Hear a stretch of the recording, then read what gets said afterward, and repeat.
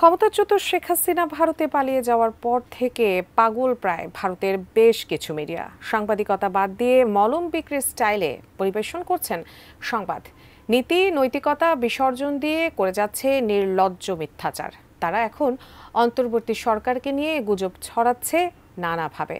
এবার ইসকনকে কাজে লাগিয়ে শান্ত বাংলাদেশকে অশান্ত করতে মরিয়া হয়ে উঠেছে শেখ হাসিনার মদতপুষ্ট এই মিডিয়াগুলো। বিস্তারিত থাকছে রিপোর্টে।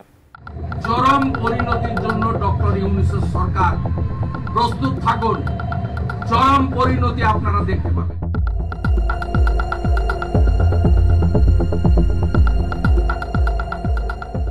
রাষ্ট্রদ্রোহ মামলায় ইসকন নেতা চিন্ময় দাস গ্রেপ্তার হওয়ার পর মরণ খেলায় নামে সংগঠনটির সদস্যরা। সেই সাথে ভারতের মিডিয়ায় চলতে থাকে অবিরাম প্রোপাগান্ডা। চট্টগ্রাম আদালত প্রাঙ্গণে আইনজীবীকে প্রকাশ্যে কুপিয়ে হত্যা করে উগ্রবাদী সংগঠন ইসকনের সদস্যরা। অথচ ভারতের মিডিয়ায় আইনজীবী সাইফুল ইসলাম আলিফকে নিয়ে অপপ্রচার চালাচ্ছে তারা নিহত আইনজীবীকে চিন্ময়ের আইনজীবী হিসাবে উপস্থাপন করে দেশের মধ্যে অস্থিরতা সৃষ্টির চেষ্টা করছে। এরই মধ্যে বিষয়টি নিয়ে কথা বলেছেন প্রধান উপদেষ্টার প্রেস উইং। সাইফুল ইসলামকে চিন্ময়ের আইনজীবী হিসাবে পরিচয় করাচ্ছে ভারতের সংবাদ মাধ্যম। বলেন, দাবিটি মিথ্যা এবং অসৎ উদ্দেশ্য নিয়ে ছড়ানো হয়েছে। চিফ মেট্রোপলিটন ম্যাজিস্ট্রেট আদালতে চিন্ময় কৃষ্ণ দাসের পেশাকৃত ওকালতনামা থেকে দেখা যায় যে তার আইনজীবীর নাম অ্যাডভোকেট শুভাশিস শর্মা।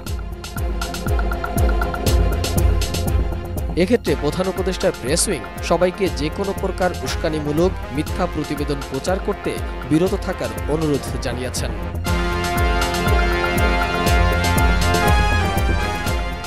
বাংলাদেশের এই ঘটনাটি অভ্যন্তরীণ হলেও ভারতের ভূমিকা প্রশ্নবিদ্ধ।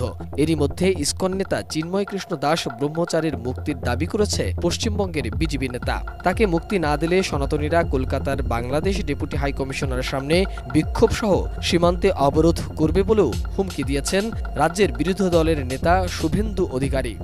জামাত শিবির, বিজেপি এবং আমাদের বাংলাদেশের সেনাবাহিনী, পুলিশ শুধু হুঁশিয়ারি নয়, বিজেপির এই নেতা অন্তর্বর্তী সরকারের উপদেষ্টা ডক্টর ইউনূসকে হুমকি দিয়ে বলেন এর জন্য কঠিন পরিণতি ভোগ করতে হবে তাকে।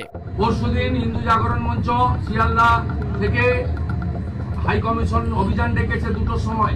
হাজারে হাজারে হিন্দু নামুন, শাঁখ, শঙ্খ, সিংহা, কংসাল নিয়ে নামুন। আমরা ঘোষণা করেছি সোমবার দিন পেট্রোপোল অবরোধ হবে, বড় অবরোধ হবে। আমরা এর শেষ দেখে ছাড়ব। এর আগে মঙ্গলবার রাতে ইসকনকে সন্ত্রাসী সংগঠন আখ্যা দিয়ে নিষিদ্ধের দাবি তুলেছেন দেশের বিভিন্ন বিশ্ববিদ্যালয়ের শিক্ষার্থীরা, করছেন বিক্ষোভ মিছিল। একই দাবিতে রাত 9টায় রাজশাহী বিশ্ববিদ্যালয় শহীদ জোহা চত্বর বিক্ষোভ মিছিল করেছে বৈষম্য বিরোধী আন্দোলনকারী শিক্ষার্থীরা।